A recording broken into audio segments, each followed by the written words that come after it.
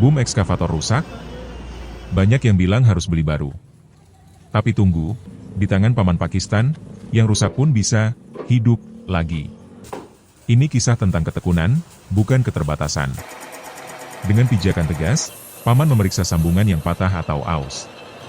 Setiap sambungan diperhatikan detailnya, setelah itu bagian yang tak lagi layak dipotong untuk diganti.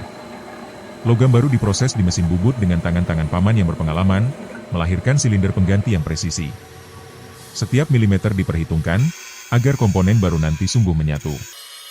Setelah dipanaskan, bagian baru dilas dengan lapisan demi lapisan, oleh tangan yang sudah teruji. Hasilnya, sambungan yang tidak sekadar menyatu, tapi kuat menahan beban berat di lapangan.